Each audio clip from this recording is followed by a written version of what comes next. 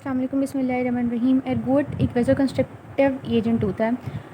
Fungus के spores के अंदर ये पाया जाता है। इसकी पेक्यूलियर ऑर्डर होती है और इसका टेस्ट भी कोई खास अच्छा नहीं होता और पेक्यूलियर कलर होता है इसका।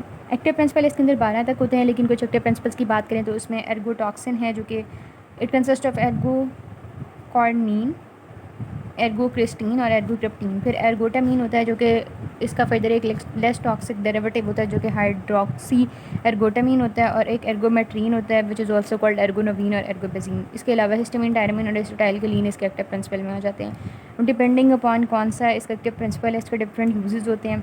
सबसे पहले जो एर्गोटामीन है वो माइग्रेन के अंदर वेसोकंस्ट्रक्टिव एजेंट के तौर पर यूज़ हो रहा होता है। डायहाइड्रोक्सी एर्गोटामीन अल्जाइमर्स के अंदर यूज़ हो रहा है। एर्गोनोवीन यूज़ हो रहा होता है एक्वालिक एजेंट के तौर पर डिलीवरी को इंड्यूस कराने के लिए। पोस्टमार्टम हेमरेज के केस में भी यूज़ हो रहा होता है क्योंकि ये यूट्राइन कंट्रैक्शंस करवाता है जिसकी वजह से ब्लीडिंग कम होती है।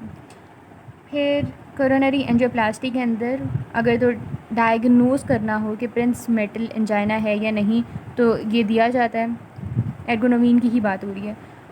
वेजोस्पाज़म हो जाए तो फिर ये पॉजिटिव होता है, यानी प्रिंस मेटल एंजाइना मौजूद है। फिर उसके बाद ब्रोमोक्रिप्टीन है। ब्रोमोक्रिप्टीन भी एक एर्गोट का डेरिवेटिव है और ये दिया जाता है in the case of hyperprolactinaemia. अब इसका मैकेनिज्म ऑफ एक्शन क्या होता है? ये एंटेगनिस्ट, एगनिस्ट और पार्शियल एगनिस्ट के तौर पर काम करते हैं on different type of receptors को डील भी अल्फा रिसेप्टर, सेरोटोनिन रिसेप्टर या dopaminergic receptors. Smooth muscle contraction कराते हैं स्पेशली अल्फा रिसेप्टर्स पर। ब्लड वेसल्स के अंदर, ग्रेविड यूट्रस के अंदर अल्फा रिसेप्टर ज़्यादा होते हैं, वहाँ पर भी स्मूथ मसल कंट्रैक्शन करा देता है। फर्टल डोज 1 ग्राम होती है और फर्टल पीरियड 24 आवर्स से सेवरल डेज तक रेंज करते हैं। एर्गोट की एक्यूट पॉइजनिंग के केस में जो सिम्टम्स अपेयर हो रहे होते हैं, हम सबसे पहले ऊपर से नीचे देखें तो उससे क्या थॉट्स आ रहे होते हैं कि उससे थर्स्ट और इसके अलावा हाइपोग्लाइसीमिया हो रहा होता है। नोजिया, वॉमिटिंग प्रेजेंट होती है, थ्रॉट के अंदर इरिटेशन होती है और मेंटल कन्फ्यूजन एंड डिजीनेस और dimness of the vision present होती है। चेस्ट टाइटनेस प्रेजेंट होती है क्योंकि स्मूथ मसल कंट्रैक्शन हो रही है और ब्रोंकल स्पाज्म होगा उसकी वजह से, और रेस्पिरेटरी डिस्ट्रेस होगा। मसल क्रैम्प्स हैं, पेन है एब्डोमेन में और कोल्डनेस होगी all over the skin, vasospasm हुआ होगा, डायरिया होगा लेकिन यूरिन आउटपुट कम होगी, tingling of hands and feet present होगी, बीपी ज़्यादा होगा, हाइपरटेंसिव क्राइसिस होंगे, ब्लड वेसल्स के अंदर स्मूथ मसल्स कंट्रैक्ट किए हुए हैं। अब it can also lead to cerebrovascular accidents या ब्रेन हैमरेजेस। कंट्रैक्शन की वजह से नोज ब्लीड्स भी हो सकते हैं, अबॉर्शन भी हो सकती है in the case of हैमरेजेस in the uterus, और जिसकी वजह से हाइपोवोलेमिक शॉक हो सकता है। अब क्रॉनिक पॉइजनिंग देखें तो उसमें दो चीज़ें आ जाती हैं।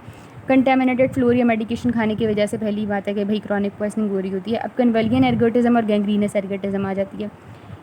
कन्वल्जन वाली जो है वो सीएनएस को अफेक्ट कर रही होती है, और अगर ऐसी ब्लड खा ली है जिसके अंदर 10% से कम एर्गोट है तो उसकी वजह से कन्वल्जन होती है, वरना फिर गैंग्रीनस होती है जिसके अंदर वेस्कुलर इन्वॉल्वमेंट होती है। कन्वल्जन वाले के अंदर विटामिन ए डेफिशिएंसी है, ड्राउजीनेस, गिडीनेस, हेडेक, मैडनेस वगैरह आ जाते हैं, और वॉलंटरी मसल्स के अंदर टॉनिक कंट्रैक्शन होती हैं और ये टॉनिक कंट्रैक्शंस पेनफुल होती हैं।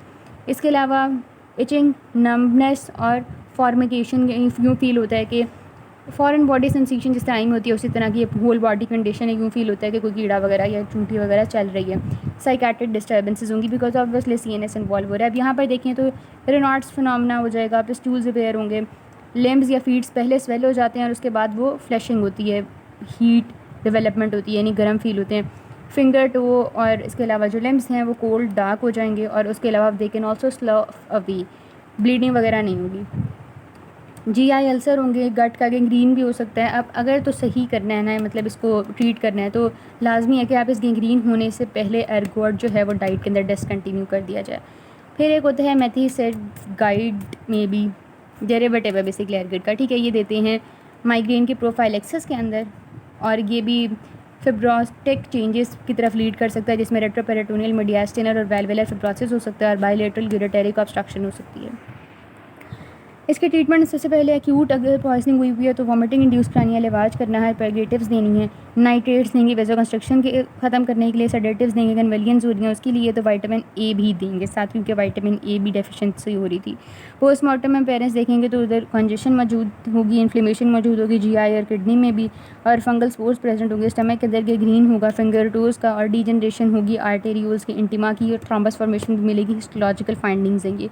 कन्वल्जन वाली टाइप है अगर तो उसकी वजह से posterior column, spinal cord as well as brain के अंदर डीजनरेटिव चेंजेस मिल सकती हैं, और इसकी मेडिकल लीगल इंपॉर्टेंस में एक्सीडेंटल ज़्यादा होता है कि कंटेमिनेटेड फूड खा लिया है, मेडिसिन ओवरडोज हो गई है, अबॉर्टिफिकेशन के तौर पर भी यूज़ होता है, और इसके अलावा क्रॉनिकली ब्रेड या ड्रग उस तरह की खाई जा रही हैं, कंजप्शन उसकी हो रही है, तो उसमें क्रॉनिक पॉइजनिंग हो जाती है। ग्रेजिंग एनिमल की पॉइजनिंग भी हो जाती है एक्सीडेंटल पॉइजनिंग के अंदर। इसके अलावा LSD जो कि है लाइजर्जिक एसिड डाइथाइलामाइड हेलोसिनोजन के तौर पे यूज़ होता है, ये भी एक एर्गट का डेरिवेटिव है। इसके अलावा क्योंकि इसके अंदर रैश, हीट और पेन डेवलप हो रही होती है, और अगर हीट का एक्सपोजर कर दिया जाए या आग के पास बैठे तो उसकी वजह से वेजोडाइलेशन काइंड ऑफ होती है, यानी वेजोस्पास्टिक इस्कीमिक चेंजेस जो हो रही होती हैं उनको रिलीफ मिल जाता है आग के पास बैठने से। तो इस तरह था कि एक सेंट एंथोनी फायर थी। सेंट जो एंथोनी था वो लोगों को इसके पास बिठाता था, तो उसकी वजह से लोग ट्रीट हो जाते थे। तो Saint Anthony fire is also important medical legal importance in this case.